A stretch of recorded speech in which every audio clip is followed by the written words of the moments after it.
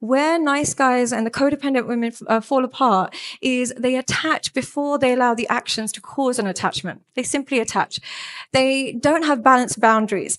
They either cut everybody off or they over-attach. So they might cut off a family member, might cut off everybody else, but when it comes to their partner, the partner they will attach to no matter what. They don't have balanced boundaries. They should have equal boundaries for people that they are in love with, but also friends and family. They don't do that. They cut off everybody else, but focus on their partner. And they never ask deeper questions. Perfect. And you just avoid the confrontation. Anyone just avoid the confrontation? Okay.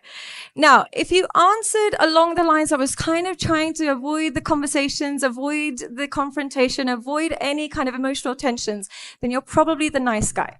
Now, this, in terms of men, seems to be the number one predictor of what leads to a failure of relationships. I know that we hear so much about the narcissist. We hear so much about the toxic guy, but we know about them. Yeah, we know that that's going to cause a divorce, and most women don't marry those men. They end up being with them for a bit of time, and then they figure them out, and they realize they can't be in a long-term abusive relationship. But this is the hidden killer, the nice guy. And here's what the nice guy essentially looks like.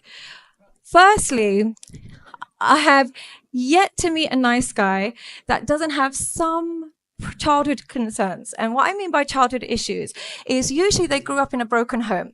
Not necessarily broken, but they have some kind of disconnect with their father. At very least, they might have been that they had a very passive father. At the very extreme end, they had a very neglectful or abusive or alcoholic father, something along those lines, which made them over-identify with their mother. And what I mean by over-identifying with your mother is you assume your mother was correct in everything she said.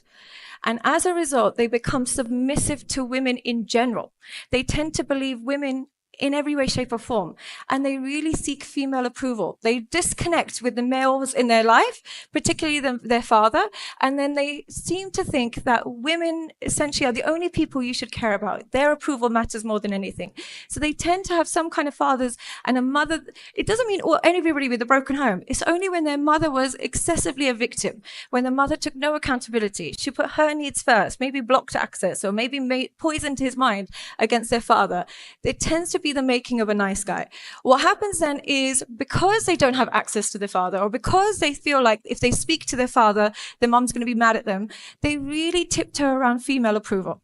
They go into the real world thinking that as long as a woman approves of my behavior, that's the only thing I need in life. I need female approval. Male approval doesn't matter. But the problem is they learn about female approval from their mothers. And what makes your mother approve of you is not what women will approve of you. And what I mean by that is your mother wants somebody obedient. Your mother wants somebody who's non-confrontational. Your mother wants somebody who is passive. And she just wants someone who's non-sexual, of course, because it's her child. They take all of these skills and apply it to women in the real world. They'll be obedient. They'll be submissive, non-confrontational, and then non-sexual with women in the real world. As a result, they avoid confrontation like the plague with women. With men, they're not so bad. So you'll meet a lot of nice guys at work. They're very, very harsh and they can be very stern with men. But with women, they avoid all confrontation. So what that looks like is they will ignore their own needs to ensure she approves of him, as long as she's happy. And they think, happy wife, happy life. Now, I know that sounds great, but unfortunately, you need to have more autonomy on what makes you happy rather than just submitting to partners, men and women. Submitting to your partner doesn't necessarily create happy life. It creates inauthenticity. So they avoid confrontation like the plague. And finally, then as a result of these behaviors, they have low sex appeal. Women are not attracted to submissive men. They're not attracted to obedient men. They can use them really well.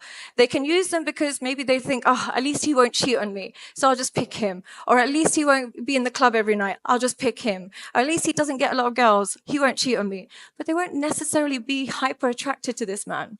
And as a result, they don't ignite that desire in women. So they have a naivety about women. They start to think women are just non-sexual. Women won't have affairs. Women don't like that. They're not affectionate.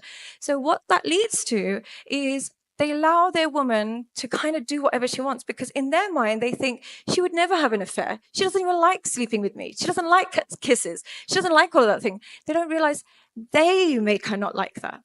Maybe with you, she might not like sex, or maybe with you, she might not like intimacy, but she's still an intimate person. So they might say, okay, yeah, no worries. You can go, stay over at your friend's house. I know you two are just close. Oh, you can go on holiday with that guy that you knew from your neighbor. It's fine. I know my wife. She would never touch him. She would never touch you, but she would touch him. And they become very naive.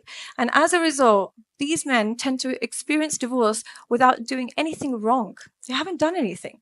They haven't actually done anything bad to their partners. They're not like that guy that you hear that has been drinking and is aggressive. And they actually haven't done anything wrong, but they find themselves divorced or cheated on again and again and again. So this seems to be my number one cause of men suffering in relationships. Now, when it comes to women, can you have a look at these questions? And men and women, by the way, if you can answer these questions. You meet someone fantastic, you see each other regularly and are intimate. What's your next step? Are you head over heels and start imagining the wedding? No? You enjoy the relationship and stop dating others? Yeah. And you stay on Tinder and avoid the what are we talk. You kind of spread yourself even more thinly. Anyone start doing that? No? You are in a relationship and the topic of social media and passwords comes up. Do you want to exchange passwords and locations? No? Do you want to have their password, but them not have yours?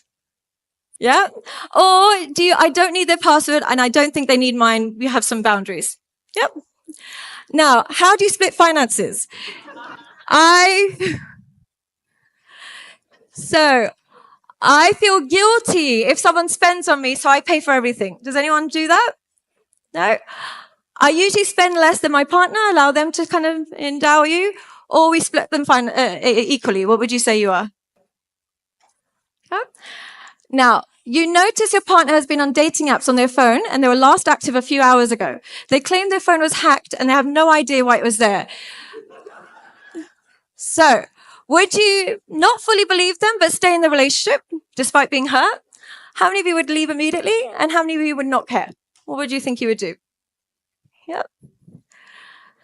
Now, with the person next to you, tell me you don't have to say it if you don't know each other, but what do you think is the worst relationship you've tolerated in your behavior? Do you think continuous infidelity, physical abuse, financial exploitation, no intimacy, none of the above, or all of the above? What's the worst thing you've tolerated?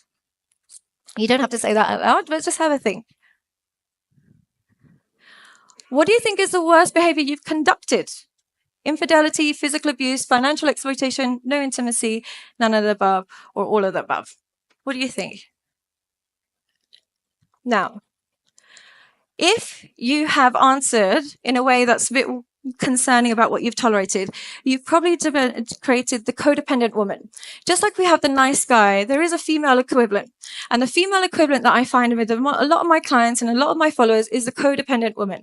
And she's also formulated in a similar but slightly different way to the nice guy. The first thing, again, there's an attachment to one parent over the other. And usually the attachment is to the deceitful parent. None of our parents are perfect. Yeah, we all come from homes where maybe the dad was unfair, maybe the mum was unfair. They do something that's wrong to each other. Most of us have that experience. The problem with the codependent woman, she tends to attach to the more deceitful parent. She tends to attach to the parent that may have been blaming the other person completely. The more deceitful, they're hiding something. Lots of people have broken homes, but not everybody becomes codependent. It's usually when they see one parent as a total angel and the other parent as a total devil. And what they do in the process is they ignore all the signs of who the deceitful parent is. The other thing that happens in their childhood is they lack verbal affirmations. They don't get enough compliments growing up for whatever reason. They don't really get much verbal affirmations. So what happens is when they hear the right things, when their partner tells them the right things, they immediately attach. They will ignore every red flag.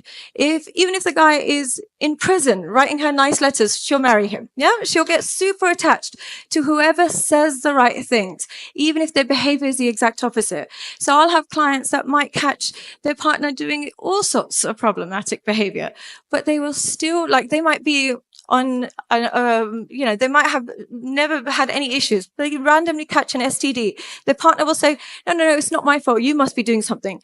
And immediately they'll just believe their partner instantly. Yeah, they completely avoid all the red flags. And as a result, they attach very prematurely, and they don't let go of that person, just like they did in their childhood. They attach to one parent, and no matter how deceitful that parent was, no matter how difficult that parent was, no matter how much the evidence contradicted their parents' version of events, they would attach to that parent. So they do the same thing with men. They do the exact same thing. No matter how much abuse they go through, they don't want to let go of that partner. They prematurely commit. Okay, so we have the codependent woman and the nice guy, and both of these archetypes tend to attract the worst relationships.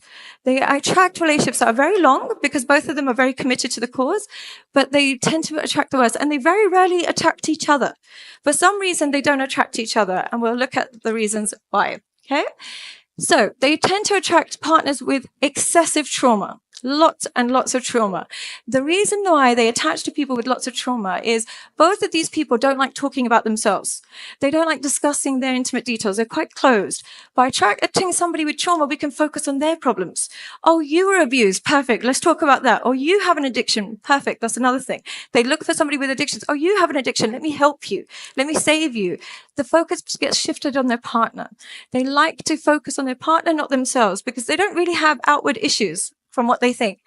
They tend to attract partners that are either unfulfilled at work or excessively work. But this work seems to be a common issue with their partner. Their partners are not fully fulfilled. They don't really attract people who are fulfilled, enjoying life, really doing well in life. They attract people with a brokenness, particularly at work, and they attract partners that are sexually distant.